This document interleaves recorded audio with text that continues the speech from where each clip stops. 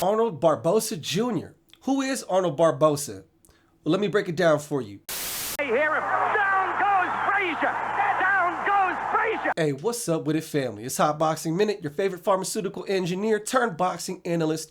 Before I begin anything, hit that like button, hit follow if you haven't already done so, and if you got any questions or concerns about anything you see in this video, don't hesitate to leave a comment, because you already know I'm going to get to all of it, and anything I see in the comment sections is fair game.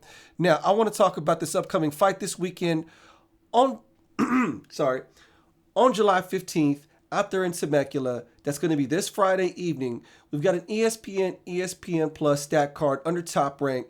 Arnold Barboza Jr., 140-pound junior welterweight division, 26-0 with 10 knockouts, is going to be fighting Danielito Zorria. So, Danielito Zorria himself is undefeated, 16-0 with 12 knockouts. So, out there in Temecula, we've got Arnold Barboza Jr. versus Danielito Zorria. Most people know Arnold Barboza Jr. because his name got brought up as Teofimo Lopez's first possible opponent in the 140-pound division. Clearly, Teofimo's moved on from that, but Arnold Barboza used that to build up some name, in addition to the fact that he's been fighting pretty regularly. So, we've got Arnold Barboza Jr. He's going to be fighting Danielito Zorria this weekend in Temecula. I mean, I guess you could sort of call it a Mexico or Chicano versus Puerto Rico thing, because Danielito Zorria is from the island, and Arnold Barboza Jr. is on the rise. What can you say in the 140-pound division? He's a tough fighter from the orthodox position. He is a boxer leaning, he's a puncher leaning on the boxer. Definitely an entertaining young talent you want to see. Like I said, Barboza recently rose to prominence, having his name connected with Teofimo Lopez, and that fight never materialized with Teofimo Lopez and Arnold Barboza Jr., and I think rightfully so. I think if Teofimo Lopez was going to test his foot in the 140-pound division, moving up a weight division, that he should probably do it with something less as stiff a competition than Arnold Barboza Jr., and he's doing so with Pedro Campa. But we got Arnold Barboza Jr., who's coming up this weekend.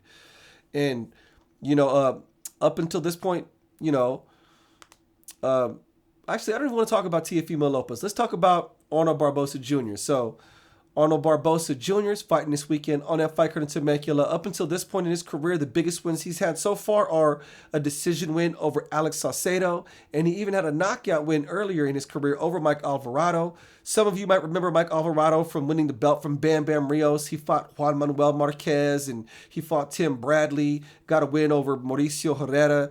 But yeah, that's Arnold Barboza Jr., who is carving out his own lane in the 140-pound division, and has definitely built up some good star power to his name as far as hardcore boxing aficionados are concerned. Danielito Zorria is also a puncher, puncher leaning towards with boxer features, but definitely more on the puncher end. I wouldn't say he's the next coming of Felix Trinidad, but that remains to be seen. He's only 16 fights in his professional career. Danielito Zorria, the Puerto Rican on the card, you got to mention the Boricua part of it, right? He's fighting Arnold Barboza. Danielito Zorria's biggest win up until this point in his career has been against Dakota Linger. That's the guy that knocked out his fellow Puerto Rican, Josue Vargas, in that last fight. So at least, you know, he has that win under his belt going into this fight with Arnold Barboza Jr. It's got to be a positive. And I look forward to this fight. Stylistically, it's a fun fight. It's definitely going to be entertaining. At the very least, it's going to be an entertaining fight, because both of these guys have just styles that are going to complement each other very well. They are both punchers. They don't really back up very much, and they are willing to sit there and put themselves on the line defensively in order to get their work off. So that's going to serve definitely in the fans' favor. Who it serves less in this matchup depends on who decides to show up and perform the best and who trained the best leading up to this fight. But I'm going to be leaning in favor of Arnold Barboza Jr. I think this is his time to rise up, and I think we will probably see him in future championship fights. Will he win a belt? I'm not sure. The 140 division is looking really interesting right now, with Josh Taylor vacating his WBA and WBC belts recently. So there's a lot of moving players in the 140-pound division, and Arnold Barboza Jr. is right there in the mix, in the mad scramble, so to say, in the lower end of the top 10 rankings, possibly in the top 15. It is what it is, but don't count out Arnold Barboza Jr. as far as seeing him in future title fights.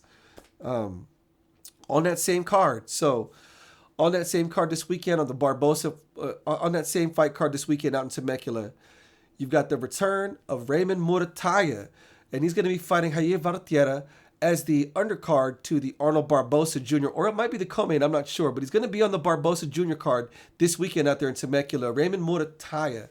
Now, for those of you who don't remember, Raymond Murataya was coming off a recent knockout over Jeremy Hill on the Valdez Stevenson undercard. He got a lot of people's attention with that knockout because Jeremy Hill was a pretty tall dude. I want to say he was over 6 feet tall. Either way, Jeremy Hill had not been knocked out up until that point in his career and actually had a pretty solid resume. So I'm excited to see what Raymond Murataya does next in this fight against Jair Valtierra. I can't say I know much about Jair Valtierra. I know he's from Mexico, and he's only fought in Mexico. So that could end up either one of two ways. That's always one of two ways with him. Either one, he is an Uber driver, a paletero man, whatever stereotype you want to call it. Or number two, he's a bat out of hell that's going to leave his mark immediately and shock the hell out of the whole entire boxing world, just like, say, a Bronco Lara or something to that effect. That's what happens with these guys from Mexico. It's a country that loves boxing, and you don't know what you're going to get out there in Mexico. It could be a wash. It could be somebody who's not that good. It could be somebody who's unbelievable. The next Julio Cesar Chavez, but that's what you're going to be seeing this weekend. Raymond Murataya is going to be fighting against Jair Valtierra. And I'm going to be honest with you, folks. I didn't do a lot of research on Jair Valtierra. So your guess is as good as mine. Raymond Murataya, though. Listen, y'all. This guy, Raymond Murataya. You're going to want to keep your eyes out for Raymond Murataya, folks. He's 14-0. He's got 12 knockouts. He's on a vicious streak. I don't know how many straight stoppages he's had so far, but like I said, his last win was a knockout against Jeremy Hill out there on the Valdez versus Stevenson undercard. And he's definitely one you want to watch because he's an action-packed fighter with a lot of power in his hands. A couple of other fights I wanted to just quickly go into. On that card, some personal friends of mine. So we got my boy, my personal friend, Stephen Jabari Shaw is going to be fighting on the undercard for the Arnold Barboza Jr. fight. He's going to be fighting another tough heavyweight by the name of Bernardo Marquez, a southpaw coming out of Southern California. So Stephen Jabari Shaw is going to be fighting on the undercard to the Barboza fight, and you're going to want to keep an eye out for Stephen Jabari Shaw, folks. He's working with Top Rank. He's undefeated, 16-0, 12 knockouts. He's got the pedigree, folks. He's got the background. He's got all the fixings to be one of the United States' next big heavyweight competitors / champions. So he's going to be fighting this weekend. Keep an eye out for my boy, Stephen Jabari Shaw. Watch this performance, you guys. You're going to like what you see. Also coming in on that card. Oh, yes. We got another person who trains at my gym on that Arnold Barboza Jr. card. We got my boy, Austin Brooks, a guy who trains at my gym at times, who also trains in other gyms in my city area, but mostly at my gym. My boy, Austin Brooks, is going to be fighting a guy named Victor Saravia from North Hollywood. Now, for those of you who follow No Boxing, No Life and Oscar Valdez and Canelo, you might know Austin Brooks from being one of Oscar Valdez's sparring partners. He was in a lot of his recent videos during his last camp when he was preparing for Shakur Stevenson. Austin Brooks is undefeated. He's 6-0 with 2 knockouts. He is a southpaw. You're going to want to keep an eye out on him. He's very technically proficient, and he's an up-and-coming talent on the rise in Southern California. It should be a fun scrap, obviously. I'm leaning in favor of my boy, Austin Brooks. Going to be an action-packed night out there in Temecula. I'm going to be going there. I got a media credential. Gang, folks. I'm going to be there right next to the ring. So this is going to be an interesting experience for me. I'm going to be out there with some friends of mine, helping them with the photography and all that good stuff. One more thing, actually, before I end this here video. The latest breaking boxing news. Zurdo Ramirez and Dimitri Bivol. The WBA has finally ordered that Dimitri Bivol defend his WBA strap against Zurdo Ramirez, who is the #1 ranked challenger in the WBA system. That was the tweet from the WBA this morning.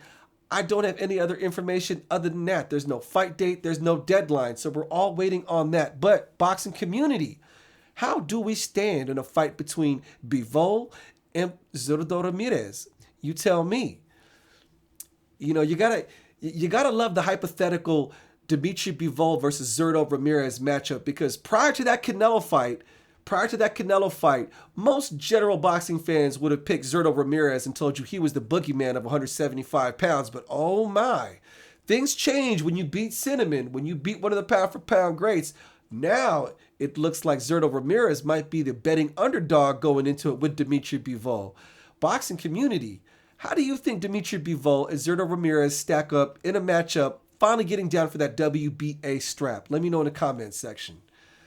Anyways, folks, that's it for the video. This is Hot Boxing Minute. Hit that like. Any questions, comment, concerns, leave them below. Are you not already hitting follow? This is Hot Boxing Minute, folks. The future of social media boxing analysis.